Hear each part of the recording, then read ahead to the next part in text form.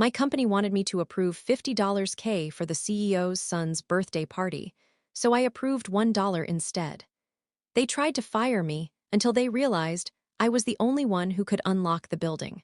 When the investor asked who's in charge, I said, I am. They thought I'd just click approve and keep my mouth shut. A $60,000 budget for a welcome party for the CEO's daughter, and they wanted my signature. I gave them $1. And that single dollar started the end of everything. My name's Morgan Hale, head of risk and compliance at Atlas Meridian Industries in Chicago. I've worked there 11 years. I built the safety and compliance systems that keep that tower legal. And now those same systems were about to eat their creators alive. The email landed at 8:09 a.m. sharp, flagged urgent action required. Subject: Welcome celebration for Claire Donovan. I didn't even need to open it to know what was coming. Claire, the CEO's daughter, fresh out of grad school, 3 weeks into a 6-figure strategic innovation job. And already she'd expensed more in sushi lunches and car service rides than the yearly safety audit budget. I opened the attachment anyway. A PDF itemized like a parody of greed. $18,000 venue. Enhancements. $7,500 champagne tower, $6,000 designer lighting, $5,000 string quartet, $3,200 eco-luxury, floral walls total. $60,000 for a party, for someone who hadn't even finished setting up her company email signature. I actually laughed out loud in the silent compliance office, because 2 days earlier, I'd had a request denied for $2,800. That was for replacing corroded backup valves in the fire suppression system on floors 1420. The email from finance had called it non-essential maintenance. Non-essential. For the equipment that kept 200 employees from choking to death in smoke if something went wrong. And now here was Lydia Penn, head of HR, a woman who spoke in kindness like it was a weapon, writing, "Please approve by noon so we can move forward. This is an executive priority." It wasn't a request. It was an order disguised as office cheer. They just needed my name, the final signature on the system, to release the funds. Because in the workflow, I wasn't just a department head. I was the gatekeeper, the one required to verify risk compliance before any major expense cleared. They needed me to rubber stamp the rot. I looked at the number again, $60,000. Then I thought about those rusted valves. About the last denied request. About the disciplinary note they'd slapped on my record last year for personally buying $14 worth of replacement bulbs for the exit signs when the procurement system lost the work order. That note was signed by Lydia Penn herself. I stared at my screen and I swear I felt the click before I even made it. I opened the digital form. Under approved amount, I typed 1.0. Under comments, I wrote, "Happy to discuss the justification for this figure." Then I hit submit. The system processed instantly. Approval complete, amount, $1. I leaned back. The office was so quiet I could hear the hum of the HVAC system. I opened my private local drive, my real journal, and typed a single entry. 8:15 a.m. When they ignore ethics, let the system speak for you. On my monitor, the confirmation line blinked green. I smiled just once, because I knew something they didn't. The company thought compliance was a nuisance. They didn't realize compliance was a weapon, and I had built the trigger. Less than 90 seconds later, a message popped up on my second screen. From Lydia Penn, "Is this a joke?" The first shriek of panic from the people who thought I was powerless. But the truth was simple. They had just declared war on the one person in the building who knew where every wire, every protocol, every override key was buried. And I was done being quiet. Before the $1.00 rebellion, before the email war, I used to believe Atlas Meridian actually cared about doing things right. When I started there 11 years ago, the company was small, maybe 200 people total. The CEO, Daniel Donovan, would stop by my desk to ask about evacuation drills and water pressure data. He'd clap me on the shoulder and say, "Morgan, you're the conscience of this place." Back then, I believed him. I was 28, ambitious, and stupidly loyal. I built their first compliance automation system from scratch. Every safety trigger, every code check, every autolock routine, it all ran on logic I designed. It was clean, predictable, incorruptible.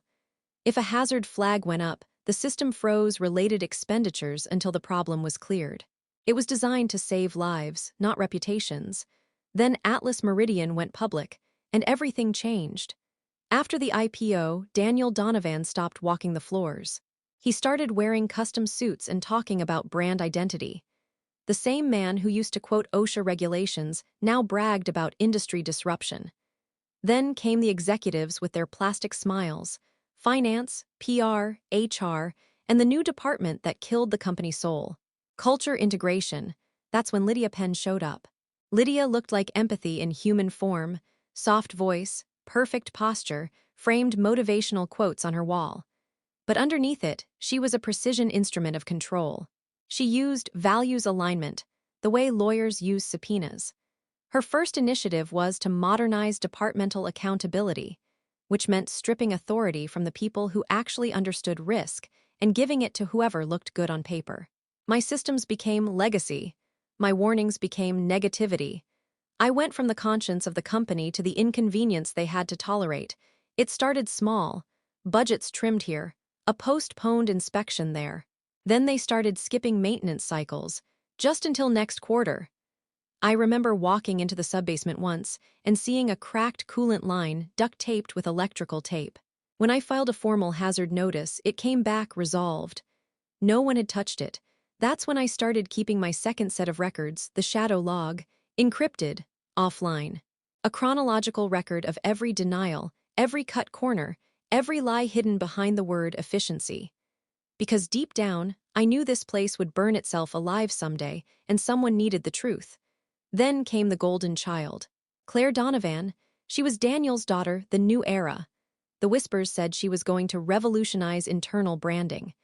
In practice, she treated the office like her personal college project. She hired friends as creative strategists, painted the break room in rose gold, and called it wellness. Meanwhile, my safety budget was slashed by 40%. I tried to warn Daniel once, months before this mess. He invited me to a quick sync in the executive lounge, all smiles. When I explained the untested fire system in the West Wing, he looked me dead in the eye and said, "Morgan, this company doesn't sell safety. It sells confidence. Stop making people nervous." That sentence rewired me, because I finally understood that this wasn't ignorance, it was design. They didn't care about the foundation as long as the lobby gleamed. The problem was, the lobby wasn't built to carry the weight they were putting on it. And that's what I remembered the morning Lydia Penn demanded my signature for the $60,000 party. I remembered every safety report they'd ignored, every inspection they'd postponed, every smirk when I'd mentioned risk exposure. So when I typed $1, it wasn't rebellion. It was accounting, a moral correction in a corrupted system. And as that email thread started boiling through the executive floor, I knew something was coming. Lydia wouldn't stay behind her keyboard for long. When she couldn't bully you through an email, she'd do it in person, with witnesses. And right on cue, my phone buzzed. Incoming meeting invite, subject, budget realignment discussion. Organizer, Lydia Penn. Location, 14th floor conference room C time, 11 o'clock M sharp. They were calling me upstairs. I didn't know it yet, but that meeting wouldn't just decide whether I kept my job. It would decide who walked out of Atlas Meridian standing and who didn't. The elevator ride to the 14th floor felt longer than usual. Atlas Meridian's executive level always smelled like designer perfume and sterilized money. The carpets were thicker, the air colder, the people quieter like they knew the walls listened. Conference room C sat behind a frosted glass door etched with the words, vision, values, velocity. That last one always made me laugh, velocity. Like they could trademark speed while dragging their feet on safety repairs. When I walked in, Lydia Penn was already there. Perfect posture, beige power suit. Her expression was pure HR theater, concern painted over contempt. Across from her, at the head of the fake mahogany table, was Daniel Donovan, the CEO himself. Silver hair, tanned face, charm like a mask carved from money. And sitting next to him, smiling like a kid caught stealing candy, was Claire. I closed the door quietly behind me. "Morning," I said. "Morgan," Lydia's voice was honey dipped in acid. "Glad you could make time for us." Daniel gestured to the chair opposite them. "Sit down." Let's clear up this situation. I sat. My badge hit the table with a soft click. They all looked at it. The small silver plate engraved with my title, Head of Risk and Compliance. The title they'd been trying to neuter for 2 years. Lydia began. We're a little confused by your approval, Morgan, a $1 allocation for an executive event. It's the approved amount that aligns with our risk policy, I said evenly. Anything higher would violate internal controls during the active audit freeze. Claire rolled her eyes. Oh my God, it's just a welcome party, not a nuclear launch. I turned my head toward her. Actually, Claire, I said quietly, it's a fire code violation waiting to happen. Your event plans block the eastern egress doors. If there's a panic, people die. She blinked, caught off guard, then laughed. You're being dramatic. Lydia jumped in, her voice all control. Morgan, we value your diligence, but you're reading this far too literally. The company needs to show confidence right now. Optics matter. Daniel leaned forward, voice low and smooth. We're building a culture of trust, not fear. We don't want bureaucracy slowing innovation. Innovation. That word again. A word people like Daniel used to justify corruption dressed in branding. I'm not bureaucracy, I said, staring straight at him. I'm the reason this building hasn't been sued into the ground. That cracked his smile, just slightly. Then it hardened. Morgan, this adversarial tone isn't helpful. The board sees you as rigid. Lydia's been patient, but you've made this department difficult to integrate. You're not aligned with our culture. There it was, culture. The execution word. It meant comply or disappear. Claire leaned back in her chair, chewing on a nail. Dad, maybe it's time to find someone who gets it. You know, someone who doesn't overthink things. Someone who doesn't care about consequences, she meant. I kept my voice calm. Just to be clear, you're asking me to override policy to approve a party classified as non-essential during an audit freeze? Daniel's tone sharpened. I'm telling you to be flexible. Flexible. The word that really means break for me. I saw it all in that moment, the trap they were setting. If I said no, they'd call me insubordinate. If I said yes, they'd bury me with the paper trail. Either way, I was done. But they'd forgotten one thing. I had built the system that enforced those policies, and I knew exactly how to make it tell the truth. I lowered my eyes, made my voice small. You're right, flexibility's important. Maybe, if the party was reclassified as essential infrastructure, the system could allow it. But that would have to come from an executive officer, someone above my clearance. You'd need to sign the reclassification yourself. Lydia looked pleased. Daniel smiled like he'd just won a chess game. Good, he said. See, teamwork. I'll have operations resubmitted under the new classification. I nodded, keeping my tone neutral. Then we'll be fully aligned. They didn't realize I had just handed them a noose, and they were racing to tighten it themselves. Because once they reclassified that party as essential business infrastructure, it wouldn't just trigger the finance release.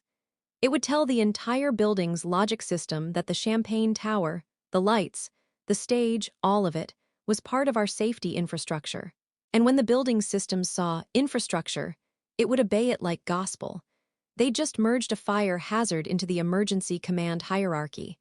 I left the room quietly, but Daniel's words followed me out. Glad you're finally being a team player, Morgan. I smiled to myself as the elevator doors closed. If they only knew what kind of player I'd just become.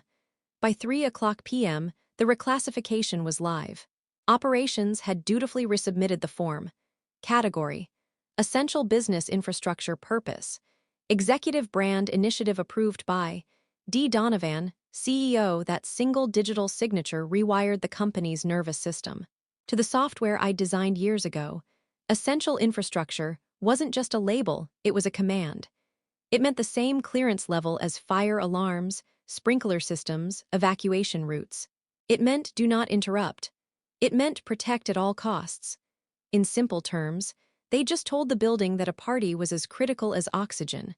I opened the diagnostic console from my personal laptop, using a backdoor no one at Atlas even remembered existed. Every line of code was still mine. Every subroutine still whispered my name in the header. And as I watched the logs update, a new alert popped up on the screen. Zone 1A, occupancy update pending. 200+ egress route obstruction warning, ignored by priority override. System behavior, passive lockdown ready. They hadn't just overridden me, they'd overridden the system's ability to protect them. I saved a copy of the audit trail and leaned back in my chair. That's when the second shoe dropped. A new message popped into my inbox. From Daniel Donovan's subject. Alignment and vision. Morgan, appreciate your cooperation this morning. As part of our structural realignment, you'll be transitioning into a new advisory role effective Monday. This will allow operations more autonomy while keeping you close to compliance review. Consider this a strategic move upward. HR will finalize your new workspace. Strategic. In HR speak, that meant exile. They were moving me out before the event. I clicked open the HR attachment, an official transfer notice signed by Lydia Penn. My new title, Internal Liaison for Legacy Systems. My new office, 7th floor maintenance wing, the custodial hallway. They weren't even firing me yet. They wanted me alive long enough to clean up their mess. The party was scheduled for Saturday, the reassignment effective Monday, meaning they'd get their champagne night first and erase me afterward. But here's where it got strange. While reading the transfer notice, I noticed a small error in the document metadata. It wasn't just a new workspace assignment, it was marked Offboarding Document Preclearance. That tag only appeared on termination packets. It meant they were prepping my digital execution, not just my demotion. They wanted me gone the moment the party ended. That wasn't paranoia. That was protocol. I dug deeper into the system logs, tracing the reclassified request. The payment had already been processed, $60,000 wired to a vendor named Gilded Apex Events. I didn't recognize the name. But when I opened the vendor registration form, my blood went cold. It was fake. The taxpayer ID was real, but the listed business address, 1016 West Grand Avenue, Suite 400, was a ghost. A vacant lot owned by an Atlas subsidiary. Someone had created a shell vendor and routed the funds internally. The $60,000 wasn't for a party. It was a laundering channel. I ran a quick search through procurement logs, and there it was smaller transfers, repeating over months. $8,000 wellness lunch. $12,500 employee retreat. $9,300 team building supplies. Every one of them went to Gilded Apex Events, the company Daniel Donovan's daughter had supposedly hired. And the listed contact email on the vendor form, clairedonovan@atlasmeridian.com, it wasn't just entitlement. They'd been using corporate events to funnel money through a front company Claire owned. And now they'd made one fatal mistake, tying that fraud to an essential infrastructure designation, signed by the CEO himself, which meant the building's compliance systems were legally obligated to record, protect, and report it to the city's operational oversight database. The clock had already started ticking. In 36 hours, when the system's automated audit sync hit, the entire fraudulent chain would be logged to state servers, time-stamped, authenticated, and irreversible. I sat there in silence, watching the data cascade. They thought I'd been neutralized. But by reclassifying that event, they hadn't just overridden me, they'd handed me proof of criminal fraud with their own digital fingerprints. They had no idea the building itself had already started collecting evidence against them. And I hadn't even pressed a button yet. I spent that night in my new office, the janitor's hallway. One flickering bulb, a rolling cart of cleaning supplies, and the low buzz of fluorescent lights. They thought this was punishment. They didn't realize they'd just locked me inside the one place the system never forgot. The 7th floor wasn't glamorous, but it was wired directly into the original infrastructure. The same access panels I'd overseen during the building's construction were right here, forgotten, unlabeled, and unguarded. If the executive suites were the face of Atlas Meridian, the maintenance wing was its nervous system. And I was about to hijack it.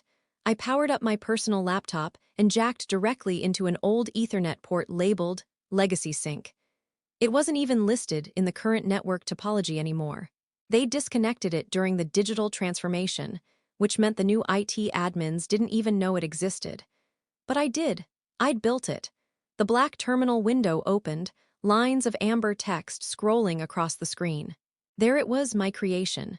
The legacy core, still alive beneath all the cloud-based garbage they'd plastered over it. A living, breathing record of every safety protocol, every override, every change request ever logged since the building's foundation was poured. I wasn't here to hack anything. I was here to let the system do what it was built to do, tell the truth. Step 1 was to build an audit loop. I coded a small query string, simple, elegant, lethal. It would flag every transaction classified as essential infrastructure and cross-reference the funding source against its vendor registration. Then, once the system completed its nightly sync with the state compliance servers, it would generate a full report, automatically, publicly, and irreversibly. No human approval required. Step 2, surveillance. I needed eyes. I accessed the security cameras through the maintenance backdoor and patched them into a hidden folder on my drive. I selected feeds for the lobby, the catering dock, and the executive hallways. Every one of those would be hot zones on Saturday night. At 11:45 p.m., I heard footsteps echoing down the hallway. I minimized everything. A man in an Atlas Meridian jacket appeared, Des Morrow, night maintenance, old school. The kind of guy who knew the building like it was alive. He'd worked here longer than I had. He squinted at me. "They really stuck you down here, huh?" "Just for a while," I said. Des nodded, slow and knowing. "That's what they always say before security walks you out." I smiled a little. "Not this time." He gave a grunt of amusement. "Whatever you're cooking, Hale, just make sure the sprinklers don't go off again. Last time that happened, the CFO nearly cried." Then he walked off, dragging his mop bucket, humming some old tune. Des didn't know it, but he just reminded me of something crucial. The sprinklers. Atlas Meridian's fire suppression wasn't just water pipes. It was automated and classified as critical infrastructure, meaning anything in that same classification, say, a rebranded, essential party system, was now wired to interact with it. If the party's lighting rig overheated, if the champagne coolers overloaded the circuits, the suppression system could misread it as a structural fault. And when that happened, the failsafe would engage, locking down the floor until a certified named officer manually intervened. The named officer was me. Still me. They hadn't filed the paperwork to replace me yet. That gave me an idea. I went back into the code and wrote a single additional line under my audit loop. I wasn't sabotaging anything. I was simply restoring the system's own safety logic, the one they'd overridden for their party. If their event crossed the safety threshold, the building itself would take control. All I had to do was stand back and let physics, greed, and bureaucracy collide. By morning, the first test alerts were already appearing in my console. The party's staging setup had begun, and the event planners were rerouting power lines through the east mezzanine, right next to a maintenance door I knew was wired into the lockdown matrix. A door that hadn't been recalibrated in years. A door that could trigger a full seal with 3 misreads. 3 carts rolling through that door during setup, and the system would believe it was under attack. I didn't have to lift a finger. I saved my code, encrypted the loop, and leaned back in the chair. From upstairs, I could hear the faint hum of vacuum cleaners and the laughter of people setting up decorations. They were preparing their monument to vanity. I was preparing its epitaph. As I shut down my laptop, my phone buzzed, a text from Des. "FYI, Claire had new AV gear delivered early, heavy stuff. They're storing it by that mezzanine door. Kinda sketchy setup. Thought you'd want to know." I smiled. Everything was falling into place. By the time they toasted champagne under their golden lights, the system would be armed, watching, waiting. And the moment arrogance met automation, Atlas Meridian would finally learn what compliance really means. Saturday came with the kind of cold that made the glass of the tower hum. Atlas Meridian glowed like a jewel box from the street, all gold uplighting and false laughter. From my 7th floor closet, I watched the live security feeds flicker across my laptop. The party was obscene. 200 guests packed into the main lobby, sipping champagne and snapping selfies beside a giant glowing sculpture shaped like the company's logo. The string quartet was playing over the noise of laughter and clinking glasses. And just beyond the velvet ropes, hidden by drapery, I could see the fire exit blocked, exactly as the plans had shown. The system's readings were climbing. Zone 1A temperature, 86 degrees F. Occupancy, 237. Airflow, restricted. It was close. One more anomaly and the failsafe I'd reactivated would trigger. I should have felt satisfaction. I didn't. Something wasn't adding up. Around 8:50 p.m., my phone buzzed again. Des. "Hale, you seeing this? Catering dudes are hauling big sealed crates through the mezzanine door. That thing's tripping like crazy. I logged 2 faults already. You want me to reset? I froze. Crates. That door, the same one wired into the lockdown matrix. I typed fast, no reset, log it and stand clear. What's in the crates? A few seconds passed. Then Des replied. No clue, not food. Heavy as hell. They're marked AM infrastructure equipment. Look like server rigs. Claire's signature on the tags. Server rigs. My heart started hammering. I pulled up the inventory database and searched the tracking code from Dez's message. The result came back almost instantly. Asset origin, CloudLink Offshore Storage Facility, Nassau. Category, non-declared. Authorization level, executive restricted. They weren't shipping in decorations. They were importing data hardware from offshore storage, illegally. I dug deeper into the routing logs, cross-referencing the crate numbers against our system's power map. Each one was now drawing power from the same grid node as the innovation hub, the office where Daniel's daughter had been testing her crypto platform. Except now the load was off the charts. And the file tags attached to those crates, encrypted directories labeled substrate. That wasn't marketing data. That was Atlas's internal ledger, the real one. The one that tracked every executive payout, every offshore transfer, every unreported dividend. They weren't just throwing a party. They were staging a data transfer. Claire hadn't been laundering $60,000 for champagne. She'd been laundering millions through ghost vendors, buried inside event budgets, using my compliance codes to make it all look clean. And now they were importing the physical backup drives to delete the proof before the audit sync hit Monday morning. The party was a smokescreen. While investors danced downstairs, the real heist was happening inside the walls. I stared at the feeds again, Claire laughing near the champagne tower, Daniel shaking hands with the chairman of the board. Behind them, 2 men in catering uniforms wheeled one of the sealed crates past the mezzanine door. The sensor light blinked red once, twice my phone buzzed again. That's the 3rd hit, Des texted. Door's glitching hard, you want me to patch it? No, I replied. Whatever happens next, don't touch anything. Because I knew what was coming. 3 consecutive misreads from that door sensor told the system one thing: breach. The logic tree was simple: if breach is detected in essential zone, then initiate lockdown protocol. It was about to treat their illegal data transfer like a hostile threat. And then, across my screen, the amber terminal blinked. A new line of text appeared. The building was awake. But what none of them knew, not Lydia, not Daniel, not Claire, was that when the system executed a lockdown, it didn't just seal doors. It also isolated all live network connections to prevent data corruption during a physical threat, meaning those offshore drives Claire smuggled in. The second that lockdown hit, they'd be sealed inside an electromagnetic isolation field, permanently locked. No upload, no deletion, just evidence. Alive and waiting for whoever came looking. On the camera feed, I watched the lights flicker once. The crowd murmured, confused. Someone laughed. Then came the first heavy thunk, that low hydraulic sound the building made when its doors sealed. The room froze. I leaned closer to my screen, every nerve on fire. They thought this was still about champagne and power plays, but I finally understood the full scope. This wasn't revenge anymore. This was exposure. Atlas Meridian had built an empire on illusion. And now, with one perfect cascade of arrogance and code, it was about to choke on the truth it had buried under its own party lights. The first screams came 10 minutes after the lights dimmed. The lobby doors had sealed with a hiss and an echo, trapping 200 guests inside. The HVAC shut itself down. The music stopped. The golden glow of the party lights was replaced by the raw white glare of the emergency bulbs. On the camera feeds, I watched chaos bloom in real time. People ran to the exits, pulling on handles that wouldn't budge. Lydia Penn, still clutching her champagne flute, was on her phone, shouting into a dead line. And in the center of it all stood Daniel Donovan and his daughter, both motionless, both staring at the massive red message glowing on the wall monitor. Lockdown in progress. Initiated BY authorized officer. Named officer, M. Hale, my name.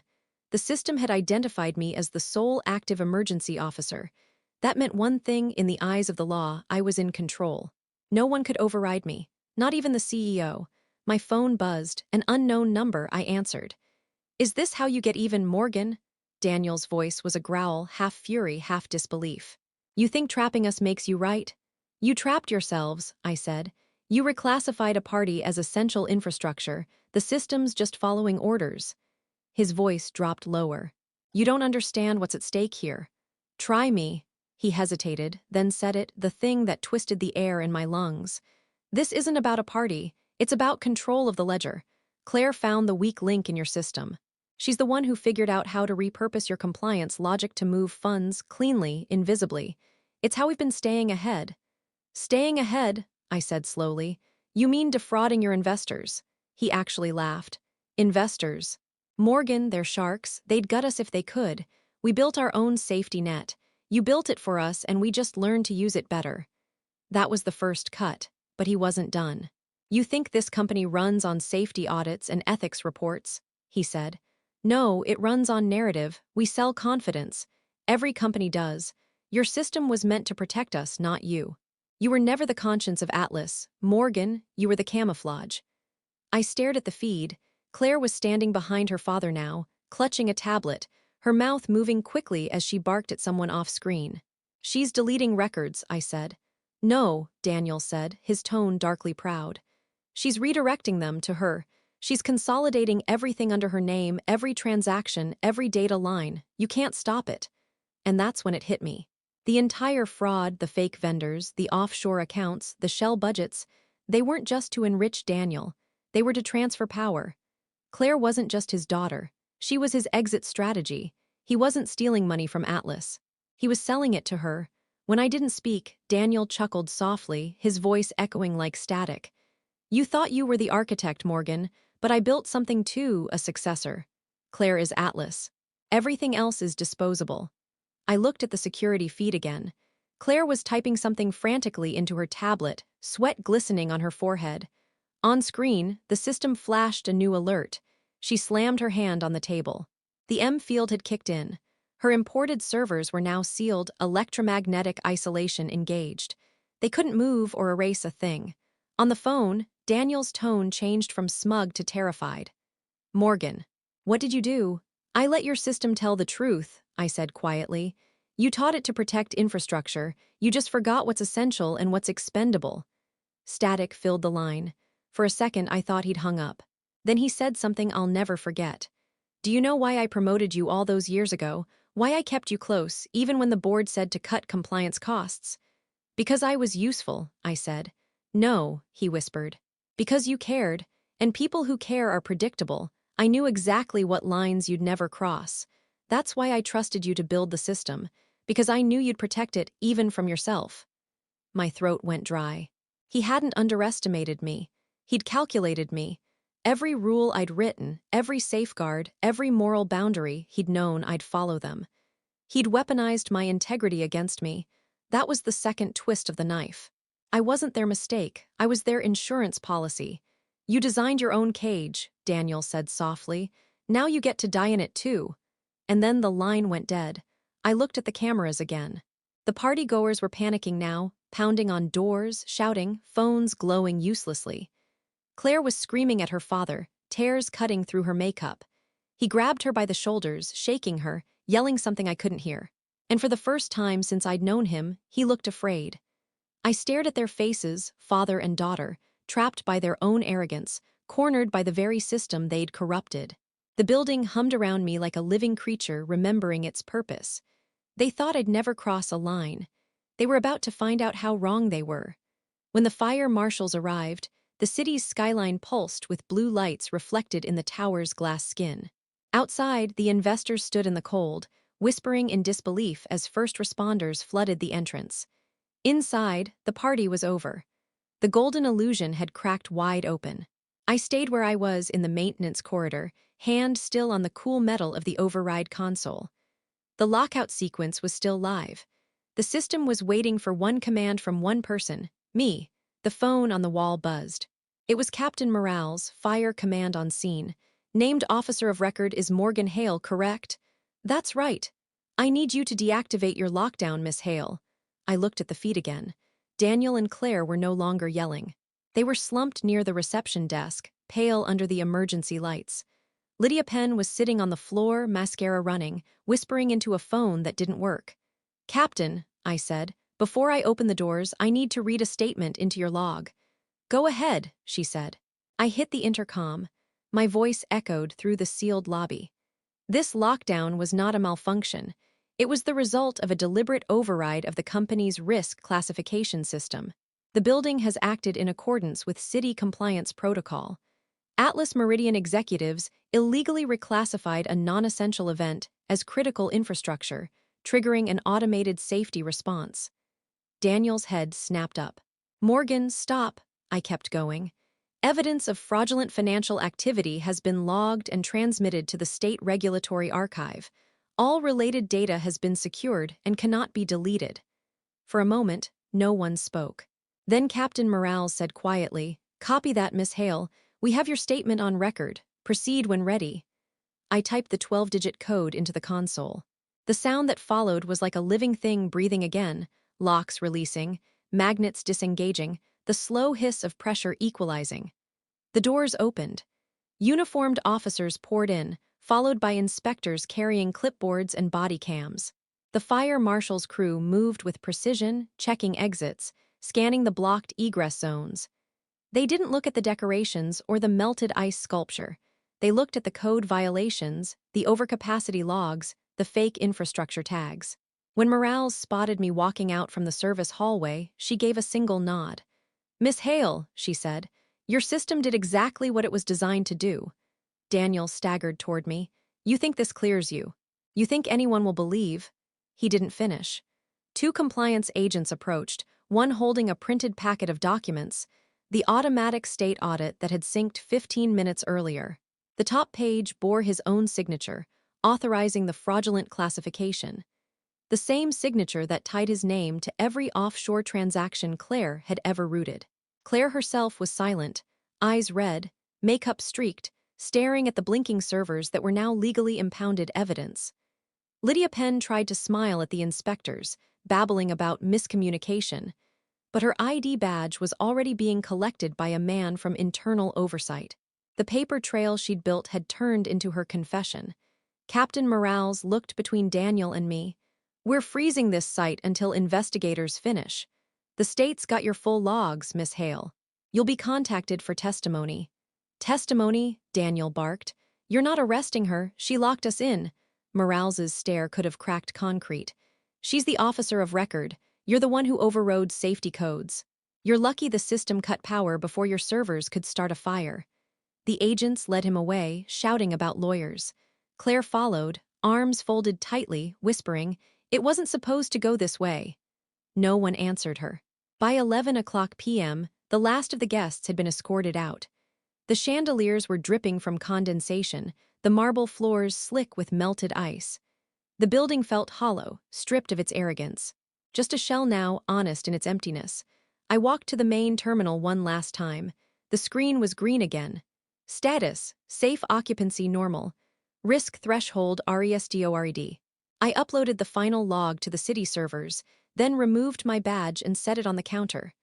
My name gleamed under the fluorescent light, M. Hale, Risk and Compliance. I wouldn't need it anymore. Outside, Morales caught up with me at the curb. "You realize this is going to make headlines." "Good," I said. She studied me for a moment.